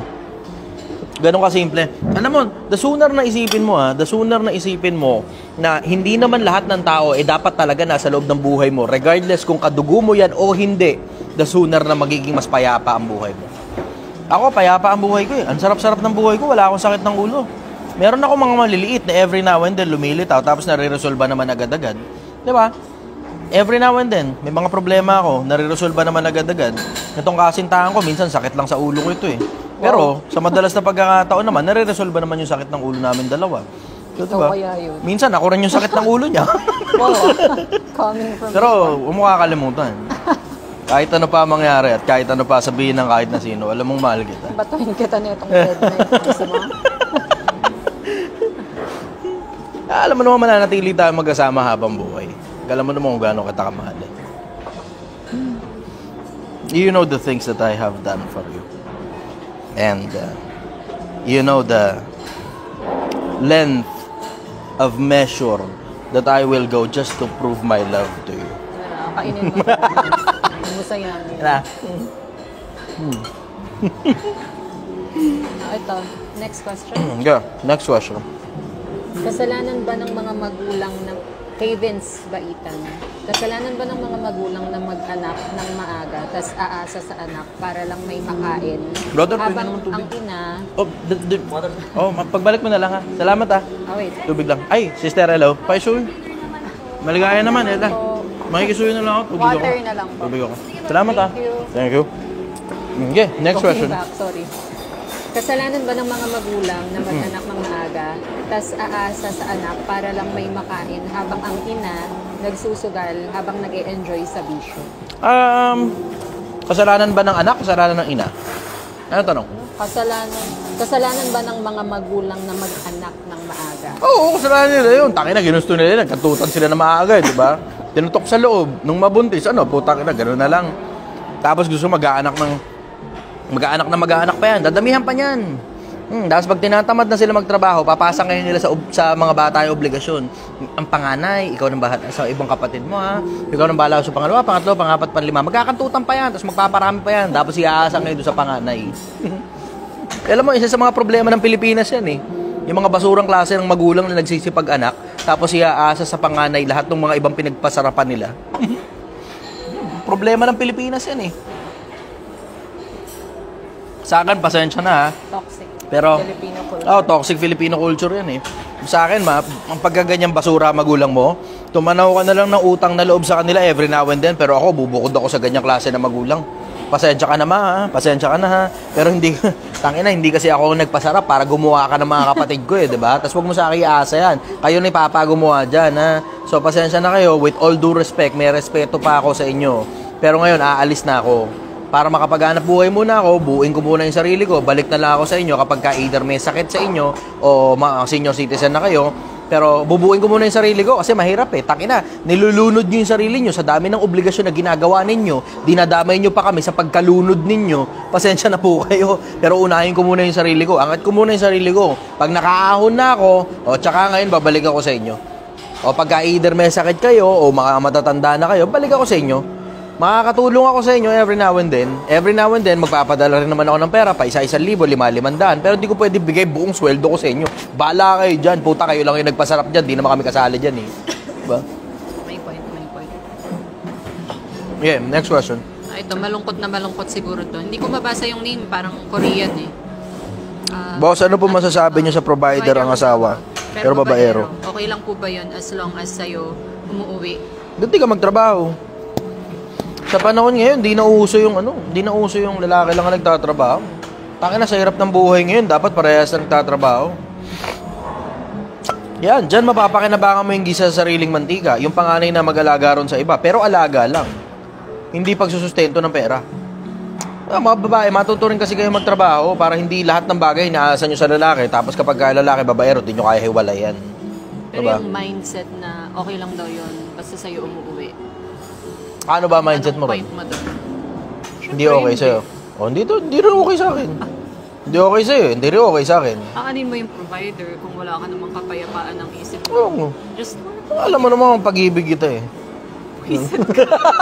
leche ka next question. Let's get next question. Sige. Pero hindi okay yun. Never yun magiging okay, syempre. Okay. Wait lang. Ang dami ng napa-flood siya. Okay. Eto, kanina pa siya nagtatanong eh. Basahin ko na. Medyo mahaba. Sabi ni Miguel, di daw okay yun. Never yun magiging okay naman. Hmm. Pa-advise po, dumating po kami sa point namin ng asawa ko na masagana. Then lahat po ng relative niya nakakapit sa amin. Tapos bigla po kami lumubog. Dali, singit ko lang to. Basahin mo sa akin yan ha. paano po maging magaling magsalita kagaya mo? Makinig ka sa akin.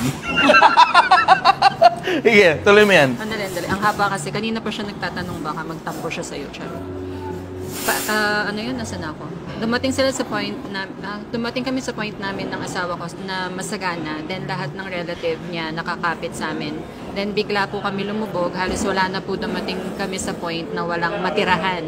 Pati biyanan ko, pinaalis kami sa bahay nila. Ngayon po, nakabalik kami sa maayos na buhay at nakaraos. Naging mabait naman po sila sa amin, yung side ng asawa ko. At tinutulungan niya po, dapat po ba ako magalit sa asawa ko?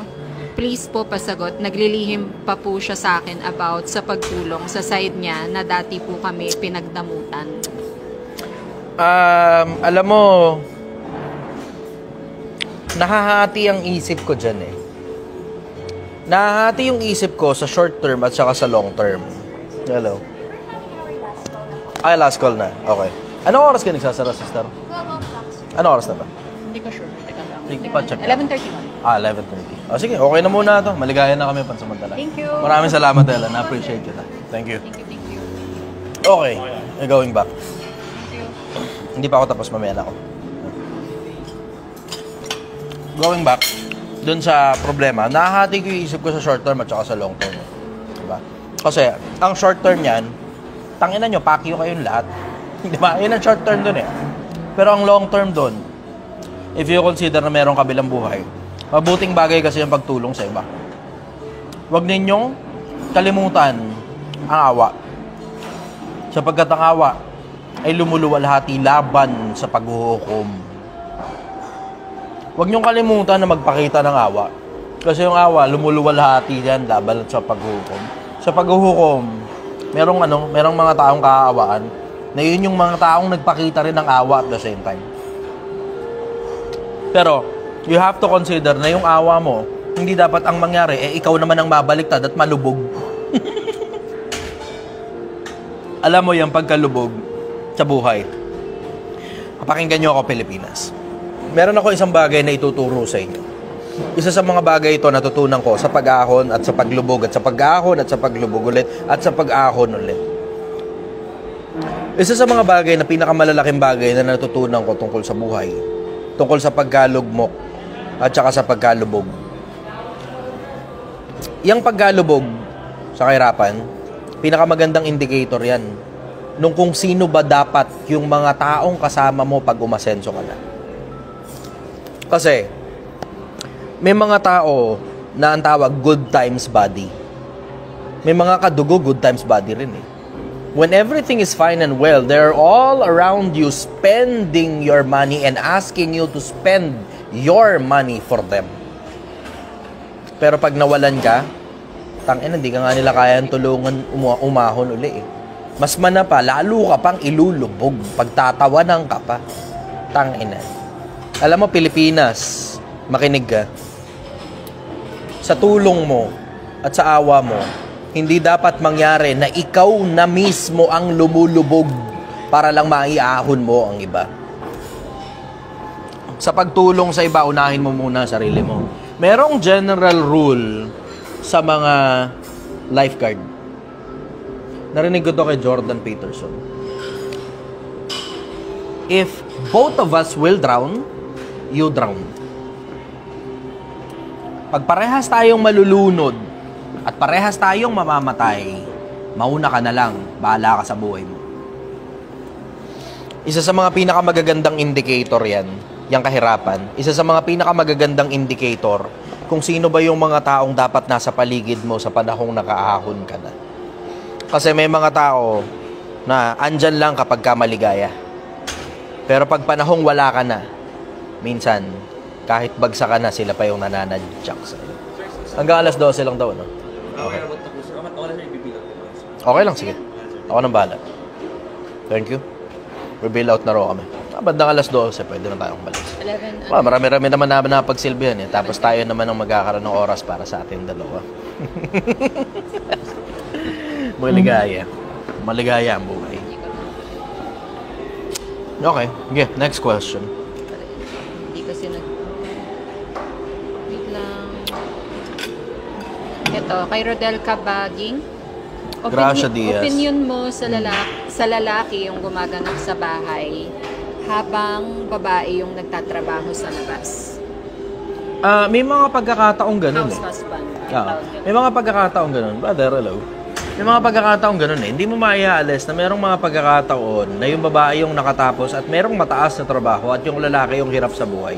Merong mga ganun eh. Mismatch. Diba? Supposed to be lalaki provider. Pero always remember, in every rule, there is always an exception. Thank you. Magkano bill natin? Bumabayad lang muna ako sandali.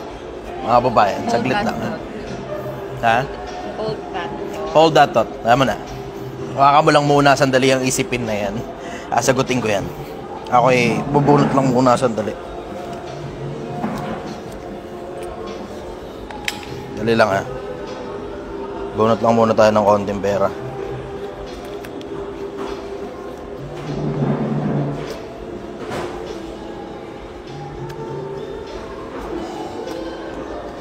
Okay. So, ano nga uli yung tanong? Ulit. Yung lalaki, yung ano? House husband. House husband. Okay.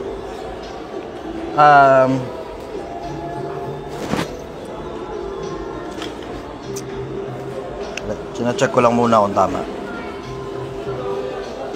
Okay. All set. Merong mga ganong pagkakataon eh. In every rule, there's always an exception eh. Kasi tingnan mo, ito isang bagay na hindi nagme-make sense eh.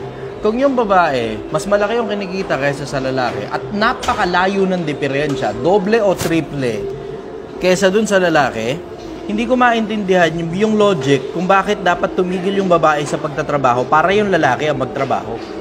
Hindi ko maintindihan yung logic na gano'n eh. Merong mga ganong setup na umuubra eh. In every rule, there's always an exception. Pero kung ang dahilan kung bakit putang ina mo, kaya baliktad dahil yung babae yung nagtatrabaho, yung lalaki yung nasa bahay, kasi tamad yung lalaki, putang ina. Saan lalayasan ko yun? Lalaking tamad?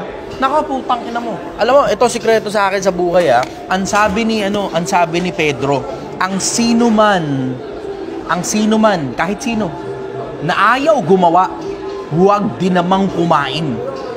Pag ayaw mong magtrabaho, wala kang karapatan kahit sa pagkain mo. Kahit sa pagkain, wala kang karapatan kung tamad ka. Pero kung hindi naman tamad,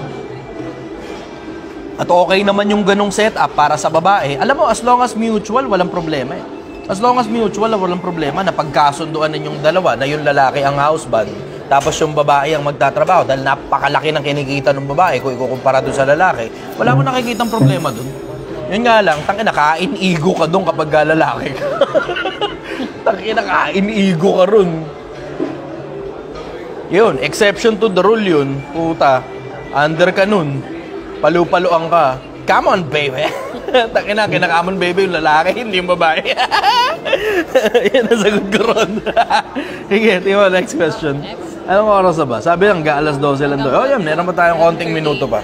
Meron pa tayong konting minuto pa. Ito yung bagong question. Sige. Mapit, how to say no na hindi ka makakasakit ng loob? Nasanay na sila siguro na parati ako oo sa hinihinging favor. Parang ako pa yung masama pag tumanggi daw siya. Word it properly. Thank you. Word it properly. Alam mo, know the art of saying no. Kasi ito ang problema. Merong cycle of dependency. Pag ginugol nyo, lagay nyo, cycle of dependency. 5 steps lang yan. 5 lang. 5 beses ka lang nagbigay. 5 beses ka lang nagbigay. Nakadepende na ngayon sa'yo yung tao. Merong cycle of dependency. Mag-iingat kayo dyan.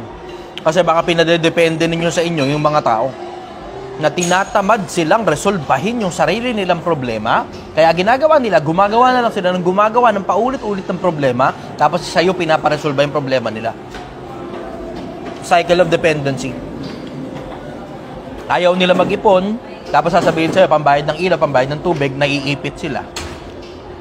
Ayaw nila mag-ipon, sasabihin sa'yo, pambayad ng bahay, pinapalaya sila. Tapos lagi na lang ganun ang problema.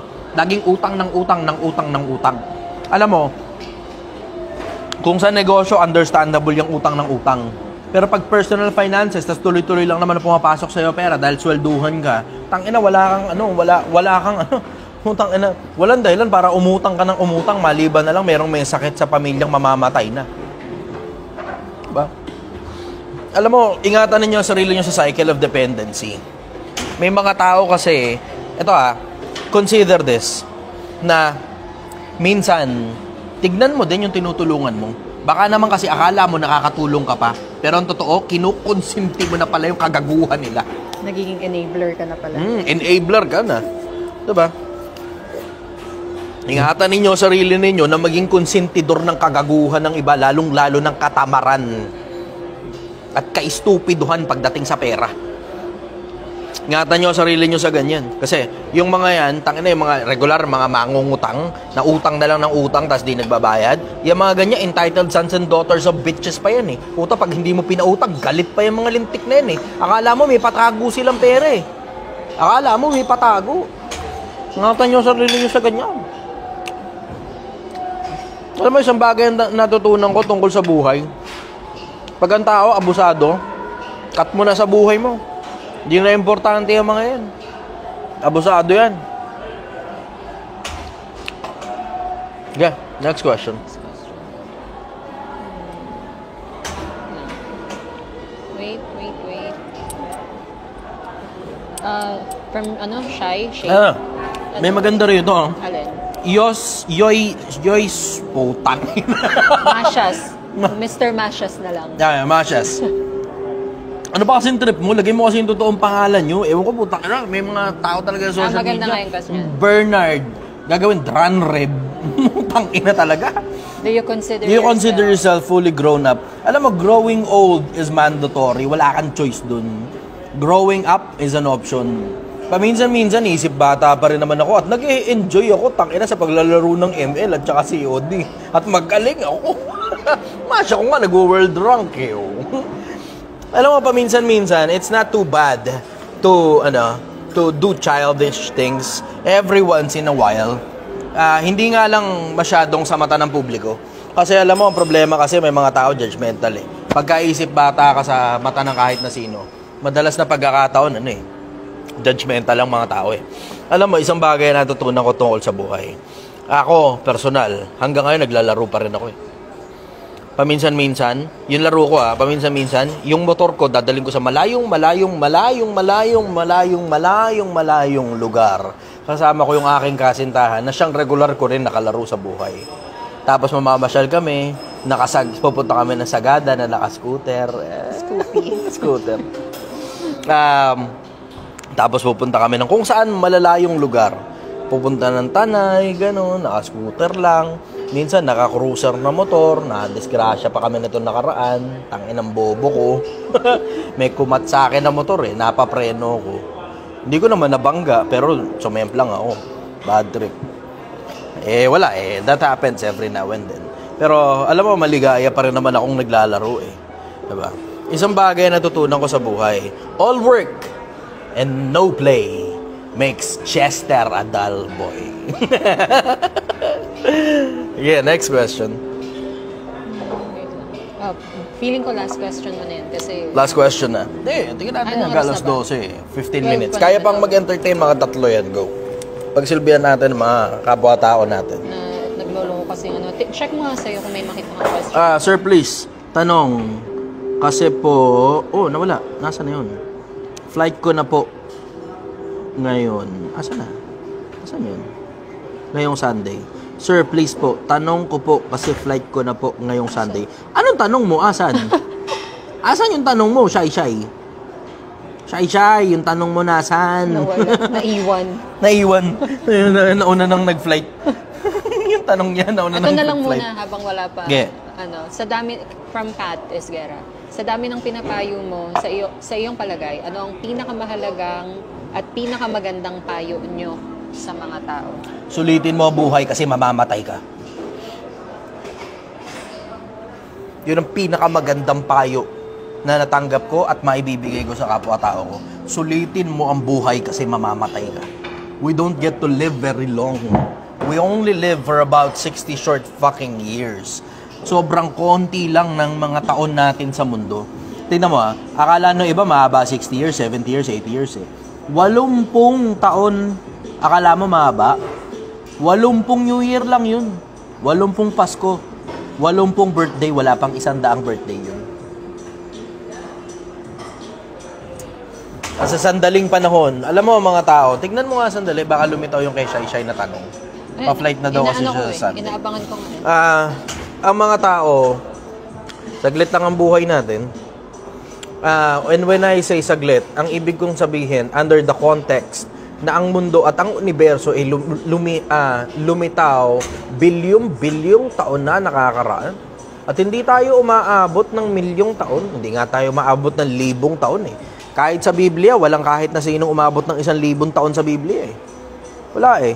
Buhay, 1,000 taon. Wala eh. Tao pag-uusap, hindi Diyos, hindi anghel. Wala ka mababasang 1,000 taon sa Biblia. Si Matusalem ang pinakamatanda, 900 something lang. Pero alam mo, yung saglit na panahon na buhay mo rito, sulitin mo ang buhay.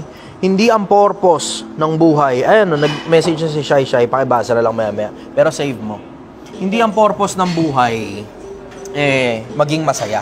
Hindi. Hindi yan ang purpose ng buhay. Hindi ang purpose ng buhay maging masaya. Kasi yung purpose ng buhay maging masaya, sana umpisang-umpisa pa lang na parte ng buhay mo, masaya ka na. Pag pinanganak ka, dapat tumatawa ka. Hindi nga eh. Pag pinanganak ka, umiiyak eh. Maraming iba-ibang expressions and emotions ang buhay. And you are welcome to enjoy all of them. Saglit lang ang buhay. You should make this short life count. Itong maikling na buhay na to, kailangan maging importante at meaningful. Yun ang dahilan kung bakit pinamimigay ko ng libre. Libre, hindi ako nagpapabayan. Libre yung oras ko sa social media. Mga YOLO-YOLO, check. Ayan, hindi mo nakita? Hindi naglo-load yung ano ko, ni-restart ko. Oo, napin ko yung kay Shai. Nakita mo yung kay Shai? So, ito ko sa YOLO pala. Natin yung sarili sa konsepto ng YOLO. Takin na sa akin, ka-stupido niyan eh. Ang YOLO kasi, yung konsepto niyan na general majority. Sigurado may mga iba, sasabihin, hindi naman ganun. Pero, ang nakikita kong general majority ng konsepto ng YOLO, ubusin natin lahat ng pera natin ngayon, tapos bala na bukas. Ka-stupidohan, kabobohan. Ano pa masasabi nyo? Ako, bibigyan ng kapital ng asawa ko. Sabi niya, maghahanap buhay na siya. Sa bahay na lang ako. Hindi naman ako maghahanap buhay. So, pa makatulong sa pamilya namin, ayaw ko kung biglang gusto kong 2 anak.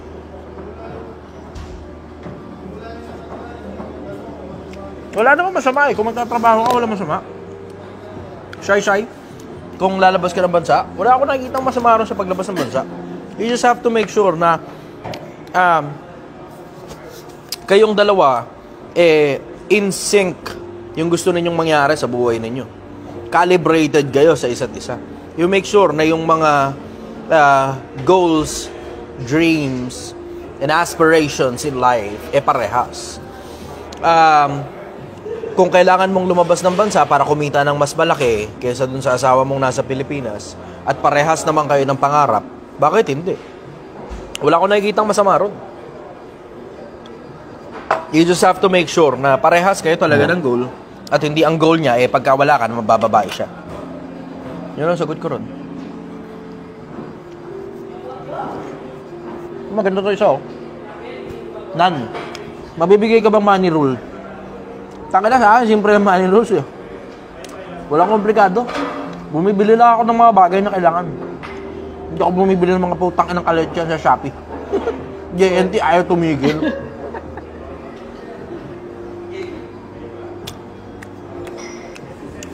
Hindi ko ano na yung kailangan. Pantalon ko nasira, bibili kong bagong pantalon kasi sira na. Yung polo mo. Polo ko, sira na, bibili ko. Kupas na yun dito, bibili ko bago. Ito, binigay lang sa akin to eh. Maraming salamat, Rems, na-appreciate kita. Si Rems ang nagbigay sa akin to. Sponsored eh. Dalawa ito, binigay sa akin ni Rems. Maraming salamat, brother, na-appreciate kita. Yeah. As much as possible, I practice minimalism. Yung mga binibili ko, yung mga bagay na talagang kailangan lang. Pag hindi kailangan, hindi ako bumibili. Ang pinakamalaking ginagastusan ko ng mga libro, bumibili ako ng maraming libro. Kabibili ko lang recently, yung kay Mix Jose. Bumili ko ng libro niya. At saka yung kay RDR, si Raymond de los Reyes. Yung 8 bobong paraan para yumaman. Bumili ko nun. Tingnan natin kung ano laman ng mga libro nila. Sigurado may matututunan ako ron. Imposibleng wala. Pinaghirapan nila ng maraming oras yung pagsusulat ng mga libro na yun. Diba? So, Katire Relo. Kumusta ka? Yun. Yeah. Isa pa? From Dongsky de Arce. Anong masasabi mo sa kasabihan na wala kang karapatang sumaya pag di ka pa successful sa buhay?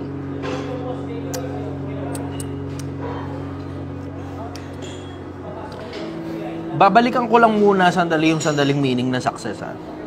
Kasi alam mo, hindi magkaintindihan dyan sa putang inang success na yan, eh. Akala ng iba kapag marami kang pera, successful ka na, eh. Diba?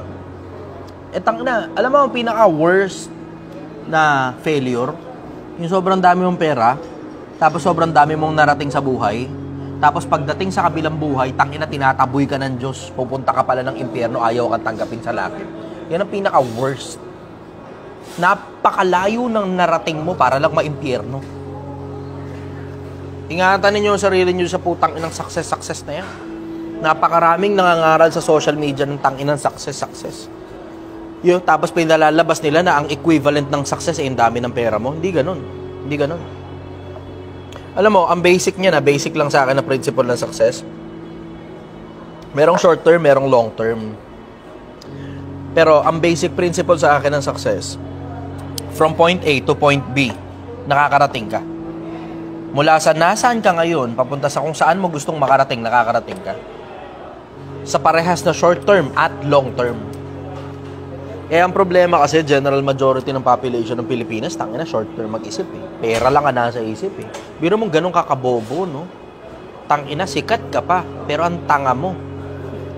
Ganun kakatanga na yung konsepto na puta, sikat ka, tapos nangangaral ka ng success, tapos ang pinapangaral mo ng success, ang kahulugan pera.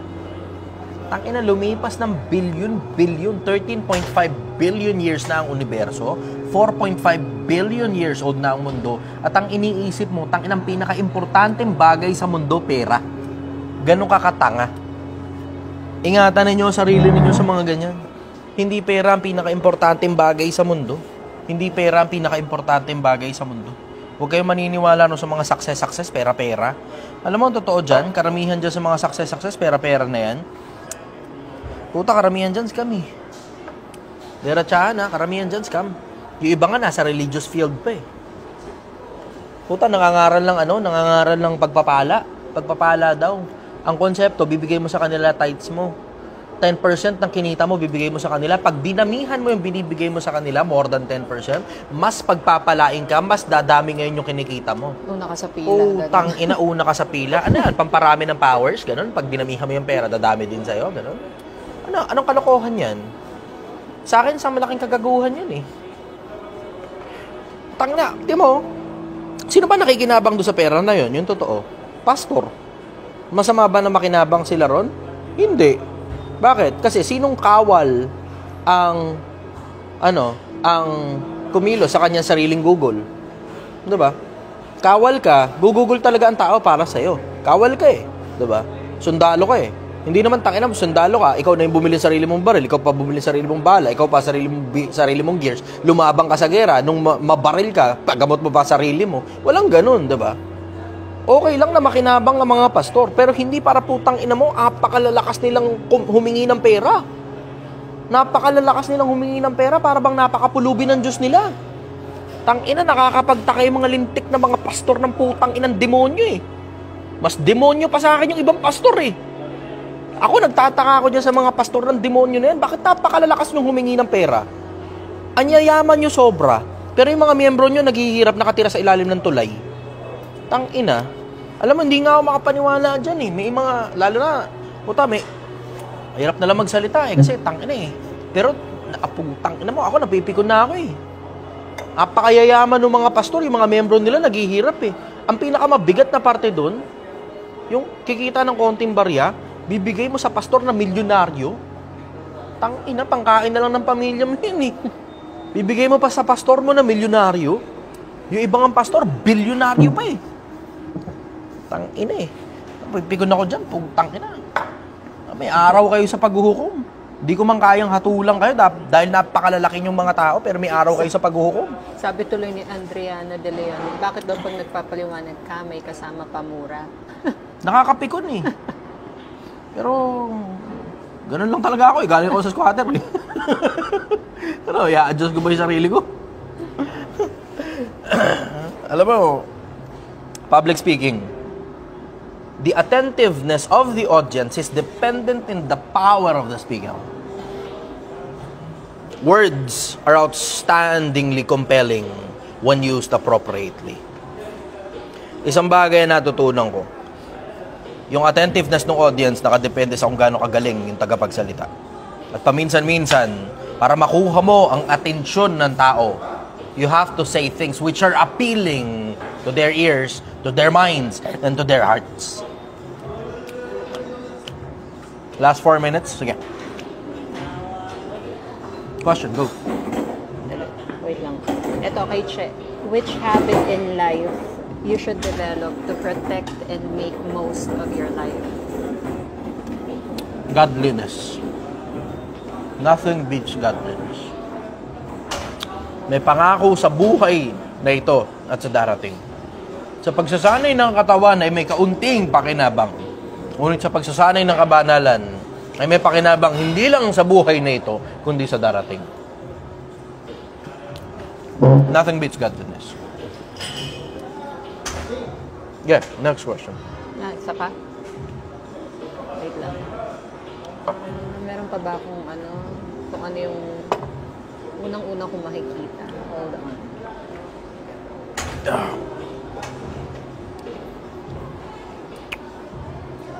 Idol, paano mo masasabing isa kang mabuting mamamayan ng ating bansa? Galing kay Mark Shanok.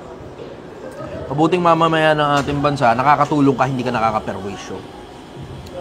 Ganun kasimple ang konsepto. Pag mas nakakaperwisyo ka, kaysa nakakatulong ka, hindi ka mabuting mamamayan ng Pilipinas. Nangina, mana pa, anong tawag dito? Liability ka, basura ka. Para hindi ka maging basura, co-convert mo yung sarili mo from being a liability to being an asset of this country. Paano mangyayari yun? You make sure na lagi at all times may pakinabang ka. Hindi pwedeng ikaw lang yung nakikinabang. Dapat lagi sa lahat ng pagkakataon, mas malaki yung naibibigay mong pakinabang sa buong mundo kaysa sa bagay na kinukuha mong pakinabang. Yun nga ang dahilan kung bakit nagsasalita ako sa inyo ng libre. Tingnan mo, hindi naman kayo nagbabayad dito, di ba?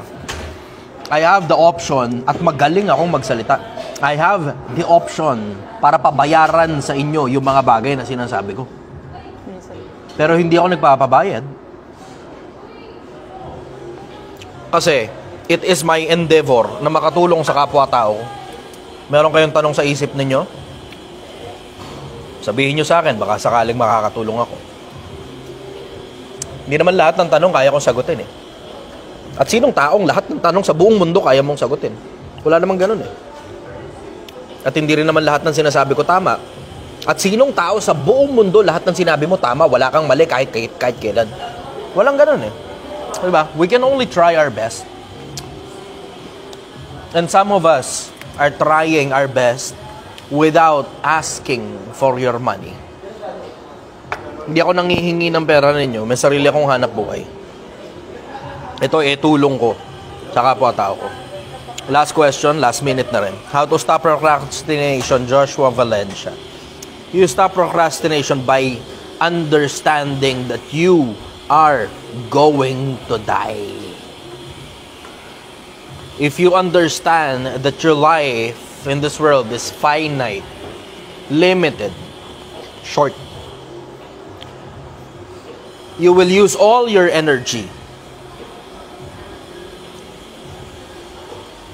to make sure that the short amount of time that you have in this finite world is worthwhile. You have to be an outstandingly good show. Gaya na sabi ni Pablo, Kami ay naging panoorin ng mga tao, ng mga anghel at ng sanlibutan. Maraming tao nanonood. At sa dami ng taong nanonood, you make sure na isa kang malupit na panoorin, na pinakamaganda ang kwento mo sa lahat ng mga tao. Dahil pagdating sa dulo, lahat tayo magiging kwento na lang. Pagdating sa dulo, lahat tayo kakainin ng lupa. Kahit gaano ka pa ka-successful,